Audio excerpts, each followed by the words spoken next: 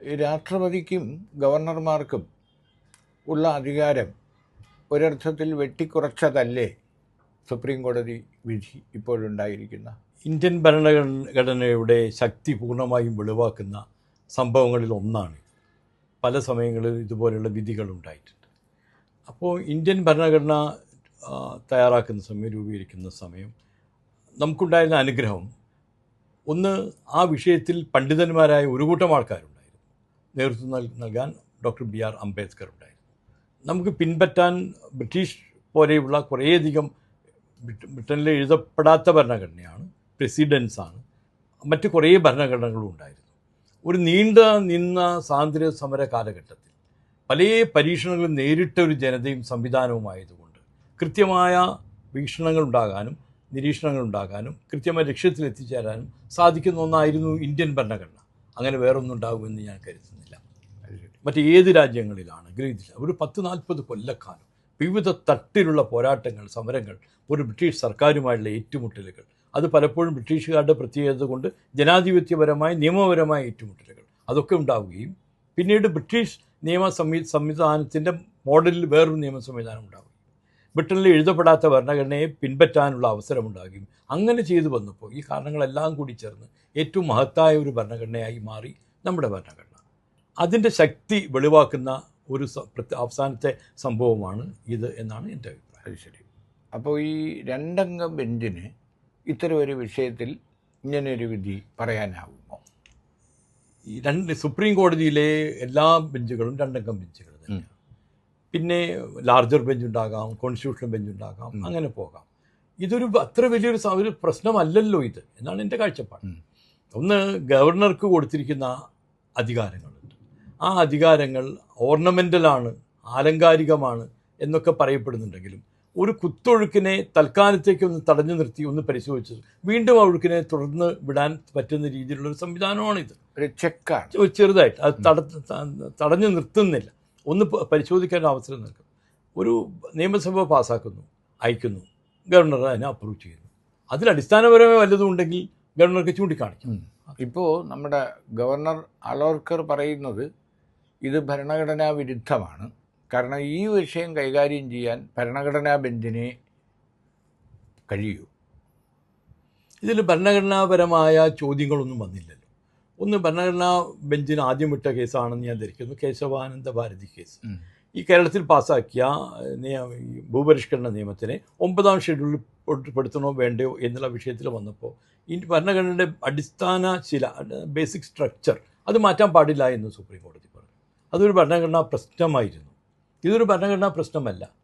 ഇത് നിയമസഭ ആയ ജനങ്ങളുടെ പരമാധികാര സഭ പാസ്സാക്കിയൊരു നിയമത്തെ ഒന്ന് പരിശോധിക്കാൻ കൊടുക്കുന്ന അവസരത്തിൽ അതിനെ പൂർണ്ണമായും തടഞ്ഞു നിർത്തുക എന്നുള്ളത് ശരിയല്ല എന്ന് പറയുക മാത്രമേ സുപ്രീം കോടതി ചെയ്തുള്ളൂ, വേറൊന്നും ചെയ്തില്ലല്ലോ.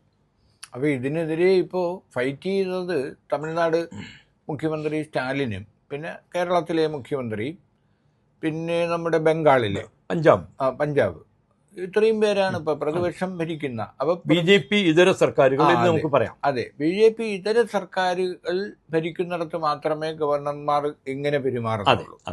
അപ്പോൾ കേന്ദ്രവും സംസ്ഥാനവും ഒരേ കക്ഷി ഭരിക്കുന്നിടത്ത് ഒരു പ്രശ്നങ്ങളില്ല. അപ്പോൾ ഇത് പൊളിറ്റിക്കലാണോ? ഇത് പൊളിറ്റിക്കലാണ്. ഇത് ഫെഡറൽ സംവിധാനത്തെ തകർക്കും എന്നൊക്കെ നമ്മൾ പറയുന്നുണ്ടല്ലോ. BJPയെ സംബന്ധിച്ചിടത്തോളം ഈ പറയുന്ന ഈ BJP ഇതര സർക്കാരുകൾക്ക് പ്രശ്നങ്ങൾ ഉണ്ടാക്കുക, തലവേദന ഉണ്ടാക്കുക, അവരിച്ഛിക്കുന്ന കാര്യങ്ങൾ, ജനങ്ങളുടെ തീരുമാനമാണ് നിയമസഭ പാസ്സാക്കിയത്, അത് നടപ്പിലാക്കാൻ അവസരം കൊടുക്കാതിരിക്കുക എന്നതൊക്കെ കൃത്യമായ പൊളിറ്റിക്കൽ അജണ്ട തന്നെയാണ്. ഈ പറയുന്ന ഗവർണർമാരായി വന്നവരെല്ലാവരും അടിസ്ഥാനപരമായി BJP RSS ബാക്ക്ഗ്രൗണ്ടുള്ള ആൾക്കാരാണെന്ന് കൂടി ഓർക്കണം.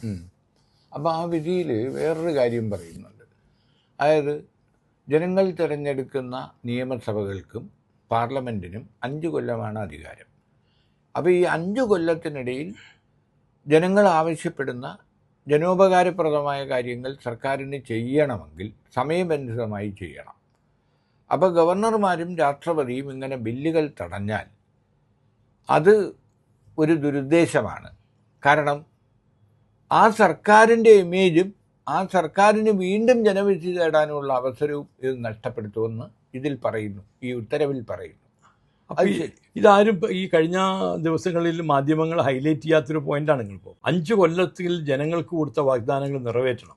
ആ നിറവേറ്റുന്നത് വേറൊരു 5 കൊല്ലക്കാലത്തേക്ക് ഒരു മാൻഡേറ്റ് കിട്ടാൻ സഹായിക്കുന്ന സംഗതിയാണ്. പോസിറ്റീവ് ആണെങ്കിൽ അത്തരം രണ്ടാമത്തെ 5 കൊല്ലം വരേണ്ടത് ജനങ്ങൾക്ക് ആവശ്യവുമാണ്. അതിനെ തടസ്സപ്പെടുത്തുകയാണ്.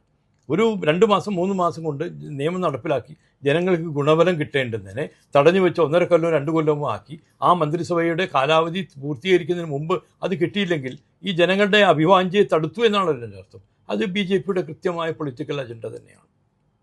അപ്പോൾ നമുക്കിപ്പോൾ എങ്ങനെ ഇത് കൺക്ലൂഡ് ചെയ്യാം? അതായത് ഇപ്പോൾ ഉണ്ടായിരിക്കുന്ന ഈ സുപ്രീം കോടതി വിധി ചരിത്രത്തിൽ ആദ്യമായിട്ടാണ്. കാരണം ഗവർണറുടെ ഒപ്പില്ലാതെ, രാഷ്ട്രപതിയുടെ ഒപ്പില്ലാതെ 10 ബില്ലുകൾ തമിഴ്നാട്ടിൽ സ്റ്റാലിൻ നടപ്പിലാക്കി, ഗസറ്റ് വിജ്ഞാപനത്തിലൂടെ നടപ്പിലാക്കി. അപ്പോൾ എനിക്ക് തോന്നുന്നത് നമ്മുടെ ഇന്ത്യ ചരിത്രത്തിൽ തന്നെ ബില്ല് ഗവർണറുടെ ഒന്നും കയ്യൊപ്പില്ലാതെ, മേലൊപ്പില്ലാതെ പാസ്സാകുന്നത് ചരിത്രത്തിലാദ്യമാണ്. അപ്പോൾ ഇതൊരു മാറ്റത്തിൻ്റെ തുടക്കമാവും. അല്ല, നിങ്ങൾ ചോദിച്ച ചോദ്യത്തിൽ രണ്ട് പോയിന്റുകൾ, 2 വശങ്ങളുണ്ട്. ഒന്ന്, ചരിത്ര പ്രധാനമാണ് എന്ന് പറയുമ്പോൾ ഇതിനു മുമ്പ് ഗവർണർമാർ ഇങ്ങനെ ബില്ല് പിടിച്ചു വെക്കുകയും കോടതി ഇടപെട്ട് അതിനെ പാസ്സാക്കി വിടുകയും ചെയ്യുന്നൊരു അനുഭവം ഉണ്ടായിട്ടില്ല. അങ്ങനത്തെ ഗവർണർമാർ ഇന്ത്യ രാജ്യത്ത് ഉണ്ടായില്ല. നമ്മുടെ ഭാഗ്യം. അത് ആ രീതിയിൽ ഒരു ചരിത്ര പ്രധാനമാണെന്ന് നമുക്ക് പറയാം. 2, സ്റ്റാലിൻ ചെയ്തത് ആ സുപ്രീം കോടതി വിധി വന്നപ്പോൾ ഈ ഗവർണറെ ഒപ്പില്ലാതെ ഇത് പാസ്സായിരിക്കുന്നു, ഞങ്ങൾ നടപ്പിലാക്കുന്നു എന്ന് പറയുന്നത് ശരിയാണോ എന്ന് എനിക്ക് സംശയമുണ്ട്. കാരണം സുപ്രീം കോടതി ഒരു കാര്യം പറഞ്ഞു, ഇതിങ്ങനെയാണ്, ഗവർണർക്ക് ഇത് പിടിച്ചു വെക്കാൻ അധികാരമില്ല. ഗവർണർ 1 മാസം കൊണ്ടോ 2 മാസം കൊണ്ടോ 3 മാസം കൊണ്ടോ ഒപ്പിട്ടിത് അയക്കണം വരെ. നിങ്ങൾ ചെയ്തത് തെറ്റാണ്. തിരിച്ചു വന്നാൽ വീണ്ടും മന്ത്രിസഭ അങ്ങോട്ട് അയക്കുകയും ഗവർണർ ഉടനെ ഒപ്പിടുകയും അതിനുശേഷം ചെയ്യുന്നതായിരുന്നു ശരി എന്നൊരു അഭിപ്രായമുള്ള ആളാണ് ഞാൻ. ഇങ്ങനെ വിധി വന്നല്ലോ എന്ന് പറഞ്ഞിട്ട് അങ്ങ് ഇറങ്ങി പുറപ്പെടാൻ പറ്റും. പക്ഷെ ചെയ്തു കഴിഞ്ഞു. അതായത് സുപ്രീം കോടതിയുടെ സൈറ്റിൽ വിധി വന്നു തന്നെ സ്റ്റാലിൻ നടപ്പിലാക്കി.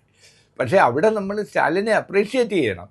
കാരണം സുപ്രീം കോടതി വിധി ലോ ഓഫ് ദി ലാൻഡ് ആണല്ലോ. അപ്പോൾ സുപ്രീം കോടതി വിധി വന്നപ്പോൾ ഒരു മുഖ്യമന്ത്രി എന്നുള്ള നിലയിൽ അയാൾ ആക്ട് ചെയ്തു. ഗവർണർ എന്ത് ചെയ്യണം എന്നാണ് സുപ്രീം കോടതി പറഞ്ഞത്. ഗവർണർ എന്ത് ചെയ്യണമെന്ന് പറഞ്ഞു. അതെ, ശാസിച്ചു കഴിഞ്ഞു. സമയം കൊടുക്കണമെന്ന് പറഞ്ഞു. ആ സമയം കൊടുക്കേണ്ടതാണെന്ന് പറഞ്ഞു.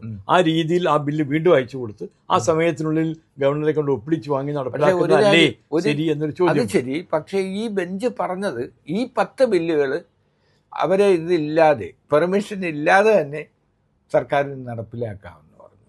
അവിടെയാണ് സ്റ്റാലിൻ കയറി പിടിച്ചത്. ഇനി ഒരു ചോദ്യം കൂടി.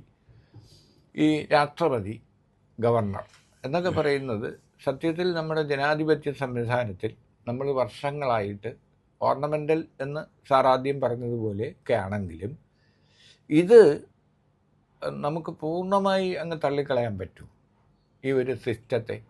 തീർച്ചയായിട്ടും സാധിക്കില്ല. അതുകൊണ്ടാണ് ഞാൻ ആദ്യം പറഞ്ഞത്, അങ്ങ് ഒറ്റയടിക്ക് ഈ അസംബ്ലി പാസ്സാക്കുന്ന നിയമങ്ങളെ നടപ്പിലാക്കിക്കൊണ്ട് പോകുന്നു. ഈ ഗവർണർ ആരാണ്? ഭരണഘടനയുടെ 153-ാം വകുപ്പ് പ്രകാരം governor is the head of the state. ഈ മന്ത്രിസഭയുടെ ഹെഡാണ് അദ്ദേഹം, ഹെഡാണ്. അപ്പോൾ അദ്ദേഹത്തിനെ കൂടി ഒന്ന് അറിയിക്കേണ്ടതുണ്ട്. ഒന്നുകിൽ അറിയിക്കൽ, അല്ലെങ്കിൽ അദ്ദേഹത്തിന് വ്യത്യസ്ത അഭിപ്രായം പറയാനൊരു അവസരം രണ്ടാമത് അയച്ചു കൊടുത്താൽ ആ അധികാരമില്ല, പാസ്സാക്കിയേ പറ്റൂ. അപ്പോൾ ഒരു ചെറിയ ചെക്ക് കൊടുത്തിരിക്കുന്ന സ്ഥലത്ത് അതൊരു ആവശ്യപരമാണ്. അത് നമ്മുടെ ഭരണഘടനയുടെ മനോഹാരിതയാണ്, ശക്തിയാണ് തെളിയിക്കുന്നത് എന്നാണ് എൻ്റെ അഭിപ്രായം. അവിടെ ഒരു കാര്യം കൂടെ ചോദിക്കട്ടെ. ഇപ്പോൾ രാഷ്ട്രപതി എന്ത് പറഞ്ഞാലും നമ്മുടെ ഒന്നാമത്തെ പൗരനാണല്ലോ. അപ്പോൾ രാഷ്ട്രപതിയെപ്പോലെ ഒരാളിനോട് നമ്മൾ 3 മാസത്തിനകം ഒരു ബില്ല് അയച്ചിട്ട് ടൈം ബൗണ്ടായി അത് ചെയ്തിരിക്കണം എന്ന് പറയുന്നതിൽ ഒരു അനൗചിത്യമില്ലേ? ഗവർണർ സ്റ്റേറ്റിലെ എക്സിക്യൂട്ടീവിൻ്റെ ഹെഡ് പോലെ തന്നെ രാഷ്ട്രപതി യൂണിയൻ്റെ എക്സിക്യൂട്ടീവിൻ്റെ ഹെഡ് മാത്രമാണ്. അത്ര വേറെ പവിത്രത കൽപ്പിക്കേണ്ടതില്ല എന്നാണ്. എക്സിക്യൂട്ടീവിൻ്റെ ഹെഡ് ഗവർണർ സംസ്ഥാനത്ത്, രാഷ്ട്രപതി യൂണിയനിൽ എന്ന് മാത്രമേ അതിന് വ്യത്യാസം. അപ്പോൾ ഇപ്പോഴത്തെ ഒരു കാഴ്ചപ്പാട് വെച്ച് ഈ ബെഞ്ചിൻ്റെ വിധി ഒരു വിശാല ബെഞ്ചിനോ അല്ലെങ്കിൽ ഭരണഘടനാ ബെഞ്ചിനോ വിടാൻ സാധ്യതയില്ല, ആവശ്യമില്ല. ഭരണഘടനാ പ്രശ്നങ്ങൾ ഇതിനകത്തില്ല. കൃത്യമായി പറഞ്ഞിരിക്കുന്ന വകുപ്പിൽ തെറ്റുപറ്റിയപ്പോൾ അതിന് ശരിയാക്കി കൊടുക്കുക മാത്രമാണ് സുപ്രീം കോടതി ചെയ്തിട്ടുള്ളത്. അപ്പോൾ പുതിയ വ്യാഖ്യാനം പോലും കൊടുത്തിട്ടില്ല എന്നാണ് എൻ്റെ അഭിപ്രായം.